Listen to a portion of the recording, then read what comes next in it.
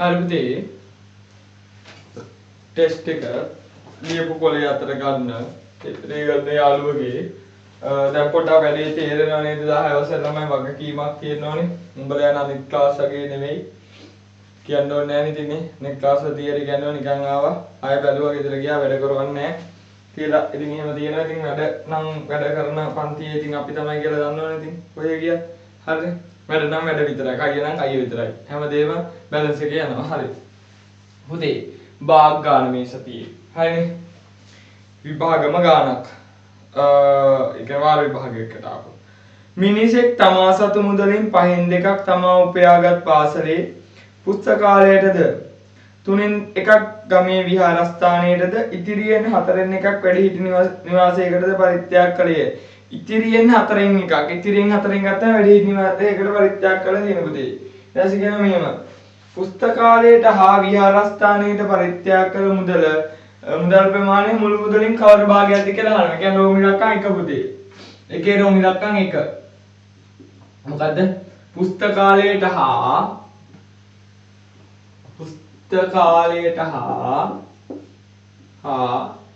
වැඩි විහාරස්ථානයට.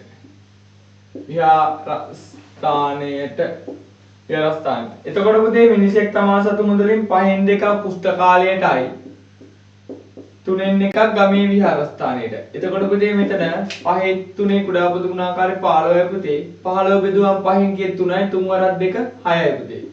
15 බෙදුවම 5න් 15 3න් බෙදුවම 5යි පුතේ. 5 වරක් 1 5යි බා. එතකොට මෙතන එනවා කීයද පුතේ 11යි 11 බෙදීම 15යි. 11 බෙදීම 15යි. හරිද? 11 බෙදීම 15යි. ඊළඟට මුදල් ප්‍රමාණය මුළු මුදලින් කවර භාගයක්ද? හරිනේ. එතකොට කියද 15න් 11යි. ඊළඟට කියන වැඩිහිටි නිවාසයට පරිත්‍යාග කළේ මුළු මුදලින් කවර භාගයක්ද කියලා අහනවා. ඉතිරියෙන් 4යි ගන්න වැඩිහිටි නිවාසයට පරිත්‍යාග කළේ පුතේ. එතකොට එහෙනම් ඊළඟට රෝම ඉලක්කම් 2 හොයා ගන්න ඕනේ. ඉතිරි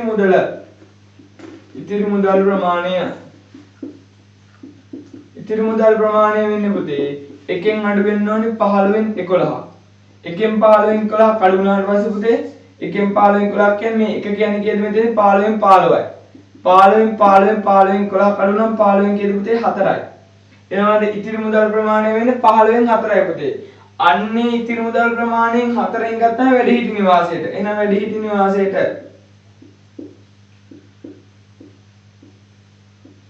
ඉතිරි වැඩි නිවාසයට. එතකොට 15න් 4න් කීයද පුතේ 4න් 1ක්. 15න් 4න් 4න් එකක් වෙනකොට පුතේ මෙතන කීයද 4ක් 1යි 4ක් 1යි කීයද 15න් 1යි. එහෙනම් 15න් 1ක් තමයි මොකක් කරලා දෙන්නේ පුතේ? මෙන්න මේ වැඩිහිටි නිවාසයට පරිත්‍යාග කළ මුදල්ගේ භාගය වෙන්නේ. මේව කියනවා.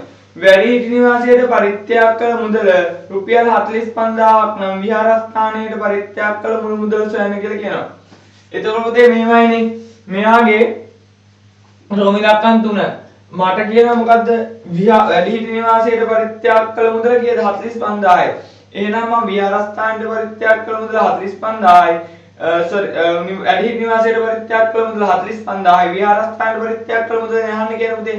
එතකොට මේකේ විහාරස්ථානයේ 3න් 1යි නේ. එහෙනම් මම මුළු මුදල හොයාගෙන ඉන්න ඕනේ. මුළු මුදලෙන් 3න් 1ක් නේ විහාරස්ථානයට පූජ්‍ය කරන්නේ. එතකොට මම දන්න පුතේ මොකද්ද? 15න් 1ක් කියලා කියන්නේ 45000යි. 15න් 1ක් කියන්නේ 45000යි. ඒ මොකද මේ 15න් 1 කියලා කියන්නේ වැඩිහිටි නිවාසයට පරිත්‍යාග කළ ප්‍රමාණය. එතකොට මෙතන පුතේ එනවා 15 බෙදීම 1 ගුණ කිරීම 45000යි. දැන් මෙයා ගුණ කරා පුතේ. මෙතන බිංදුවයි. හරිනේ. 45 15 45 බලනවා. 5 4 5 25න් 5 දෙකක් ඉතිරි 5 4 4 20යි 2යි 22යි. මෙතන 5යි මෙතන 4යි. එතකොට පුතේ මෙතන 5යි 7යි 6යි. කීයක් එනවද? 675යි. ඒ කියන්නේ එතකොට පුතේ එනවා රුපියල් කීයද? මෙන්න මෙතන එනවා. ඒ කියන්නේ මෙයාගේ එක්කව තිබිච්ච මුළු මුදල රුපියල් කීයද? 6,75,000ක් වෙනවා. රුපියල් 6,75,000ක් වෙනවා. එතකොට 6,75,000න් විහාරස්ථානයට පරිත්‍යාග කළ මුදල. එහෙනම් මොකද ඊළඟට? විහාරස්ථානයට පරිත්‍යාග කළ මුදල. විහාරස්ථානයට පූජා කළ මුදල. දැන් පරිත්‍යාග කළ මුදල. පරිත්‍යාග කළ මුදල වෙන පුතේ මෙන්න මේ 6,75,000න් 3න් 1. 6,75,000 3 එකයි. එතකොට 6,75,000 3 එකක් වෙනකොට පුතේ මෙයා තුලින් බෙදෙනවා 3 වරක් 1යි 2යි. මෙතන පුතේ මොනවද? 7 කියලා කියන්නේ 2යි 1ක් ඉතිරි 15 කියන්නේ 5යි. මෙන්න මෙච්චර ගාණක් වෙනවා. 2,25,000ක් වෙනවා. 2,25,000ක් වෙනවා. රුපියල් 2,25,000ක් තමයි මොකක් කරලා තියෙන්නේ පුතේ? විහාරස්ථානයකට පරිත්‍යාග කරලා තියෙන්නේ. ඊළඟට කියනවා ඔහු ළඟ ඉතුරු මුළු මුදල සොයන්න කියලා කියනවා. ඔහු ළඟ ඉතුරු මුළු මුදල. එතකොට ඔහු ළඟ ඉතුරු මුළු මුදල වෙන්නේ පුතේ මෙතන බලන්නකෝ. දැන් 45,000ක් භාවිතා කරලා තියෙන මොකක් සඳහාද? 45,000ක් කියලා භාවිතා කරලා තියෙනවා වැඩිහිටි නිවාසයට. 2,25,000ක් භාවිතා කරලා තියෙනවා ගමේ විහාරස්ථානයේට. ඊට පස්සේ තව මෙයා ඔය ටිකයි තව මොනවටද පාවිච්චි කරන්න පුතේ? තව පාවිච්චි කරනවා තමා උගත් පාසලට. එතකොට මෙන්න මේ මුදලින් උගත් පාසලටත් දෙනවා පුතේ. එහෙනම් මෙයාගේ රෝම ඉලක්කම් හදන කලින් උගත් පාසලට. උගත් පාසලට වෙන්නේ මොකද? 6,75,000න් කීයද? 5න් 2ක්. එතකොට පුතේ මෙයා බෙදුවාට මෙතන 1යි. මෙතන කියන්නේ කීයද? 6ට කියන්නේ 1යි. 6ට කියන්නේ 1යි කියක් ඉතුරුද? 6ට කියන්නේ 1යි ආය ඉතුරු එකක්. ඊට පස්සේ උදේ 14 කීයද? 14 3යි. ඉතිරි දෙකක් 25ට 5යි. එතකොට මෙන්න එන්න පුතේ ඔච්චර ගණක් එනවා. දැන් එතකොට එයා දෙකෙන් ගුණ වෙන්න ඕනේ. 0.0.0යි පස්සරත් දෙක 10න් 0 එකක් ඉතිරි දෙවරක් 3 6යි 1යි 7යි. මෙතන එනවා පුතේ කීයද? 2යි. කීයක් වෙනවද? රුපියල් 2,70,000. ඒ කියන්නේ 2,70,000ක් මුදලක් භාවිතා කළ දෙන මොකක් සඳහාද පුතේ? තම උපයාගත් පාසලට. දැන් එහෙනම් ඔහු වියදම් කළ මුළු මුදල. එහෙනම් වියදම් කළ මුළු මුදල. වියදම් කළ මුළු මුදල. වියදම් කළ මුළු මුදල වෙන්නේ පුතේ. එතකොට මෙන්න මෙතන යනවා මොකද? 2,70,000. ඒ 2,70,000 කියන මොකක්ද සඳහාද? 2,70,000 කියලා කියන්නේ තම උගත් පාසලට. එතකොට මෙතන 2,25,000යි. 2,25,000 මොකටද භාවිතා කරන්නේ පුතේ? විහාරස්ථානයේ පරිත්‍යාග කරා. ඉතින් 45,000ක් ආයෙනවා. 45,000ක්. ඔන්න.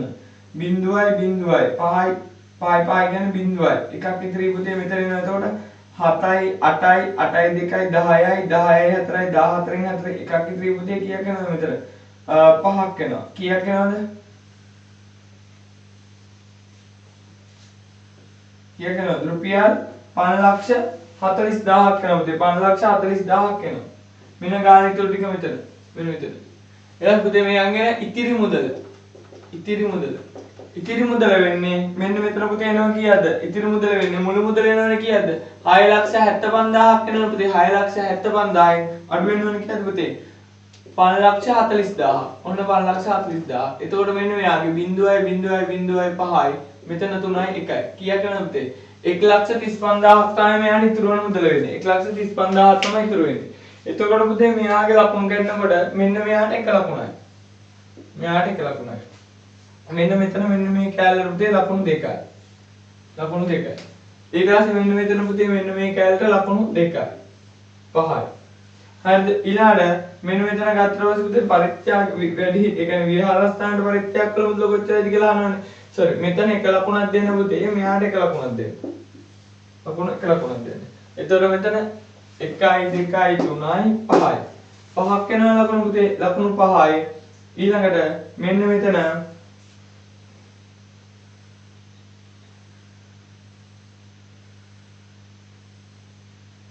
ලකුණු 5යි. ඊළඟට පුතේ මෙන්න මෙතන මෙන්න මෙයාට ලකුණු 2යි. මෙයාට ලකුණු 2යි. 4යි. මෙයාට ලකුණු 1යි. එහෙමයි ලකුණු 10 ගැලෙනවා වගේ. ලකුණු 10 ගැලෙනවා. ඔය ටික ඔයලා තියන්නේ මොකක් නැති වුණත් ඔය උත්තර ටික අරන් තියෙනවා නේ. මේවත් ඉතින් මවන්න බෑ මේක උත්තර ටික. හරිනේ? හරි. ඊළඟ ප්‍රශ්න. කාඩක් ප්‍රශ්නයක් වෙච්ච ප්‍රශ්නේ මායිමක් කියන්නේ මොකක්ද කියලා දන්නේ නැති ප්‍රශ්නයක්. තමයි මගෙන් කීව වතාවක් ඇහුවා. නමුත් මම කිව්වේ නෑ. මම දන්නේ නෑ කියලා කිව්වා. හරිනේ? දන්නේ නැති දේවල් මම කියන්නේ නැති හින්දා පේපර් ලියන ගාන මට උඹලගේ විෂය අමතක වෙනවා. ඊට පස්සේ විෂය අමතක වෙන හින්දා මොකද්ද මම ඒවට කියනවා දන්නේ නෑ කියලා. හරි? මම කියන්නේ දන්නේ නැහැ කියලා කියන්න බෑ කියලා. අමතක කරලා. හරි? මෙයා මෙන්න මෙහෙම කියනවා.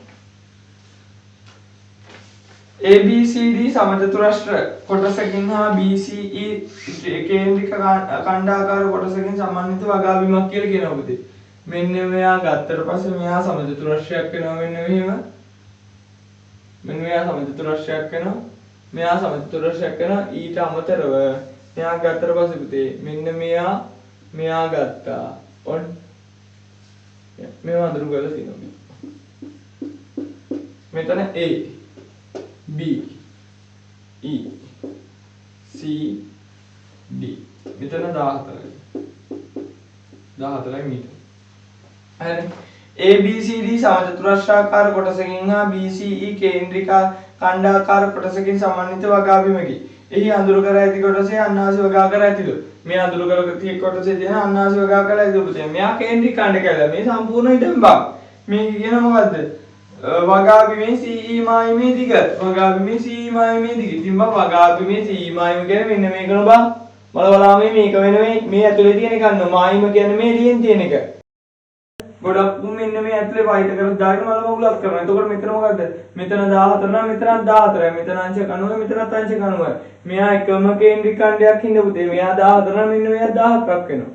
හරිද? අය අර වෙනස් වෙන්නේ නැහැ. මෙයාගේ කේන්ද්‍රය වෙන්නේ මෙතන B වෙනවා. ඊට පස්සේ මොකද්ද? CE චාපදික. CE චාපදික. චාපදික සමාන 360 θ වතාවක් මොකද්ද? 2πr. දැන් මේ සූත්‍ර වල තියෙන්න ඕනේ. 360 θ කියලා කියන්නේ අංශ 90යි. 2 5 කියන්නේ 22 බෙදීම 7යි r කියලා කියන්නේ පුතේ 14යි මෙයාගේ. ඒතර මෙතන 91යි 94යි දෙවරක් 1යි දෙවරක් 2යි ආයි 4ක් 1යි 4ක් 2යි දෙකට දෙක කැපිලා ගියා කීයකනෝ පුතේ 22ක් එනවා. එහෙනම් එයාගේ චාපදික 22යි. ඊට පස්සේ කියනවා වගා බිමේ පරිමිතිය කොච්චරද කියලා අහනවා. ඉතින් මම වගා බිමේ පරිමිතිය වෙන්නේ මෙන්න මෙයා 22යි. මෙන්න මෙයා 14යි. මෙයා 14යි. මෙයා 14යි. මෙයා 14යි. මෙන්න මේ වටේ දිගින් බං පරිමිතිය කියලා කියන්නේ එනවා වගා බිමේ පරිමිතිය. ඔය ලකන් දෙක පරිමිතිය. පරිමිතිය වෙන්නේ එතකොට මෙතන 14යි 14යි 14යි 14යි ආයි 22යි. ඒ කියන්නේ මොකද? 14 ඒවා එනවා පුතේ. 14 1යි 2යි 3යි 4යි. 14 ඒවා 4ට එකතු වෙනවා පුතේ කවද්ද? 22ක්. 14 ඒවා 4යි කියන්නේ 4ක් 4 16න් 6 එකක්. ඉතින් 4ක් 4යි 1යි 5යි 56 දන 22ක් වෙනවා. 56 දන 22ක් කියන්නේ 8යි 7යි. මීටර 78ක් වෙනවා. මීටර 78ක් වෙනවා පරිමිතිය මෙයාගේ. ඊට පස්සේ සමිලක්කම් 3 අන්නාසි වගා කර ඇති කොටසේ වර්ගඵලය සොයනවා. අන්නාසි වගා කර ඇති කොටසේ වර්ගඵලය කියන්නේ මෙන්න මේ කැලේ වර්ගඵලය නුඹතේ. ඉතින් මේ කැලේ වර්ගඵලය හොයන්න පුළුවන් නේද? මෙන්න මේ සම්පූර්ණ කේන්ද්‍රික ඛණ්ඩයේ වර්ගඵලය හොයලා. එයාගේ මෙන්න මේ කැලේ අඩු කරලා මේ ත්‍රිකෝණාකාර කොටසේ වර්ගඵලය අඩු කරලා හොයන්න පුළුවන් නේද පුතේ? එහෙනම් මෙයාගේ ගන්න මොකද්ද මම? B CE වාපා. BCE වාපා කියලා කියන්නේ කේන්ද්‍රික ඛණ්ඩයනේ අංශක 360න් θ වතාවක් πr වර්ග. එතකොට අංශක 360න් θ කියලා කියන්නේ අංශක 90යි 5 කියන්නේ 22 බෙදීම 7යි r කියලා කියන්නේ පුතේ කීයද 14 ගුණ කිරීම 14යි. මෙතන 91යි 90 කීයද 4යි 4ක් 1යි 4ක් 2යි දෙවරක් 1යි දෙවරක් 2යි මෙතන දෙවරක් 1යි දෙවරක් 7යි ඊට පස්සේ 4ක් 4ක් 2 14න් 4 එකක් ඉතිරි 4ක් 2 14යි 1යි 15යි 15. එතකොට මෙයාගේ මෙන්න මේ BCE ඡාපේ ඒ කියන්නේ මෙන්න මේ සම්පූර්ණ ගේ වර්ගඵලය කීයක් වෙනවද පුතේ? සම්පූර්ණ ගේ වර්ගඵලය වෙනවා 154ක්. 154යි පුතේ. එහෙනම් මම ත්‍රිකෝණේ වර්ගඵලය හොයාගන්නවා. එහෙනම් මොකද්ද? BCE ත්‍රිකෝණේ වාපා. BCE ත්‍රිකෝණේ වාපා. ඒක හරියට ලියහලා BCE ත්‍රිකෝණේ වාපා දෙකක් තිබුණ කියලා කඩලා ගන්න එපා. දැන් ත්‍රිකෝණේ වර්ගඵලය කියන්නේ දෙකෙන් එකයි ආධාරක පාදයේ ගුණ කිරීම මොන උසද? ලම්බක උස. එතකොට දෙකෙන් එකයි මෙයාගේ ආධාරක පාදයක් 14යි ලම්බක උසත් 14යි. මේ දෙවරක් එකයි දෙවරක් කීයද? 7ක් වෙනවා. ඊට පස්සේ මෙතන පුතේ 4ක් 4 28න් 8 එකක් ඉතිරි 4ක් 1 7යි 7යි 1යි 4ක් සර්වදේ 4ක් 4 28න් 8 දෙකක් ඉතිරි 4ක් 1 7යි 2යි 9යි. කීයකනද පුතේ? වර්ග මීටර 98ක් වෙනවා. වර්ග මීටර 98ක් වෙනවා. එතකොට මේ කියන අන්නාසි වගා කර ඇති කොටසේ වර්ගඵලය එහෙනම් අන්නාසි කොටසේ වාපා අන්නාසි කොටසේ වාපා වෙන පුතේ මෙයාගේ සම්පූර්ණ වර්ගඵලයේ කේන්ද්‍රික ඛණ්ඩයේ වර්ගඵලය 154යි 154න් 98ක් අඩු වෙනවා 154න් 98ක් අඩු වෙනවා කියන්නේ මෙතන 14යි 14න් 8ක් අඩු වුණා 6ක් වෙනවා පුතේ මෙතන 14යි ආයි 14න් 9ක් අඩු වුණා 5ක් වෙනවා පුතේ මෙතන මේ ගාන තමයි. එතකොට මෙන්න වර්ග මීටර කීයක් වෙනවද? 56ක් එනවා. ඊට පස්සේ මෙන්න මේව කියනවා. ඒ කියනවා BC පාදය එක්මායිමක් වනසේ BC පාදය මෙන්න මේ BC පාදය එක්මායිමක් වනසේ සමචතුරස්‍රාකාර කොටසින් අන්නාසි වගා කර ඇති කොටසේ වර්ගඵලයට සමාන වර්ගඵලයක් ඇති ඍජු කෝණාශ්‍රාකාර කොටසක මිරිස් වගා කිරීම සඳහා වෙන් කරයි. ඊට පස්සේ කියනවා වෙන් කිරීමට අදහස් කර ඇත. ඊට තොරතුරු දරූප සටහනක අඳන්වලු. ඒ කියන්නේ මෙන්න මෙයාම තියාගෙන පුතේ මෙන්න මෙයාගේ වර්ගඵලයට සමාන වර්ගඵලයක් තියෙන විදිහට ඍජු කෝණාශ්‍රාකාර කොටස මෙතන හදනවා කියලා කියනවා. ඒතකොට පුතේ මම හිතනවා යා මෙන්න මෙහෙම ඍජු කෝණාශ්‍රයක් කියලා. මෙතෙන් නම් මේක දිග එයාගේ x කියලා හිතනවා නිකන්. මට හිතන්න පුළුවන් x කියලා. එයා ඍජු කෝණාශ්‍රාකාර හැඩයක් වෙනවා පුතේ. එයාගේ වර්ගඵලයේ ඍජු කෝණාශ්‍රාකාර කොටසේ මිරිස් වගා කරන්න තියෙනවා. ඊට පස්සේ එයාගේ වර්ගඵලය අන්නාසි වගා කර ඇති කොටසේ වර්ගඵලය සමානයි. එහෙනම් මොකද? අන්නාසි වගා කර ඇති කොටසේ වර්ගඵලය මෙයාගේ වර්ගඵලය සමාන හින්දා මම ලියනවා කෙලින්ම ඍජු කෝණාශ්‍රය වාපා. ඍජු කෝණාශ්‍රය වාපා. ඍජු කෝණාශ්‍රය වර්ගඵලය වෙන පුතේ කීයද? දිග ගුණ කිරීම පළ වෙනවා. එතකොට ඍජු කෝණාශ්‍රය වර්ගඵලය වෙන්නේ පුතේ ඔයාගේ ඍජු කෝණාශ්‍රය වර්ගඵලය වෙන්නේ කේන්ද්‍රික ඛණ්ඩයේ වර්ගඵලයමනේ. x අන්නාසි වගා කර ඇති කොටසේ වර්ගඵලයනේ. අන්නාසි වගා කර ඇති කොටසේ වර්ගඵලය 56යි. 56යි. එයාගේ දිග දන්නේ නැහැ පුතේ. දිග මම x කියලා හිතනවා පළල 14යි. එහෙනම් දෙපැත්තම බෙදනවා කියන්නේ මෙයාගේ 14යි. මෙයා බෙදනවා 14යි. මේ 14ට 14 කැපෙල ගියා පුතේ 14 1යි 28යි කියන්නේ 14ේ 4ක් තියෙනවා. x සමානයි 4ක්. එහෙනම් මෙයාගේ මෙන්න මෙතෙන් ඉඳන් කොච්චර දුරකින්ද මෙන්න මෙතෙන් ඉඳන් මෙතෙක් කොච්චර දුරකින්ද 4 මීටර ප්‍රමාණයකින් තමයි 4 මීටර ප්‍රමාණයකින් තමයි මෙයා මේ වෙන්නේ. එතකොට මෙයාගේ දල රූප සටහන හරිනේ. එතකොට පුතේ මෙයාගේ ලකුණු දෙනකොට මෙයාට ලකුණු 2යි. මෙයා ලකුණු 2යි. හරිද? මෙයාට ලකුණු 2යි. හරිද? ඊට පස්සේ පුතේ මෙන්න මෙයාට කේන්ද්‍රික ඛණ්ඩයේ වර්ගඵලය වෙනකොට මෙන්න මෙයාට ලකුණු 2යි. 4යි 6යි. ඊට පස්සේ පුතේ මෙන්න මෙතන මෙයාගේ වර්ගඵල ටික හොයලා මෙන්න මේක හොයලා තියෙන ලකුණු 2යි. මෙන්න මේ අවසාන උත්තරෙත් එක්ක මෙන්න මේ ටික අරන් තියෙන ලකුණු 2යි. 2යි 4යි 6යි 8යි 10යි. ලකුණු 10යි. හරි. ඊට පස්සේ ඔබ හරියට බලන්න පුතේ දැන් ටෙස්ට් එකේ ලකුණු මාර්ක් කරනවා ලකුණු කොලයක් දෙනවා අම්මලා තාත්තලා දැනුවත් වෙන පුතේ අම්මලා තාත්තලා දැනුවත් වෙන්න මෙන්න මේ කොලේ හම්බ වෙනවා ලකුණු වලට මෙන්න මෙයාගේ ලකුණු මාර්ක්ස් වල ටෙස්ට් එකෙන් ටෙස්ට් එකට මේ ටික බලලා පොඩක් පිළිවෙලක් කරලා මේ වැඩ ටික කරන්න සහයෝගය දෙන්න පුතේ. හරි. බුත් සරණයි.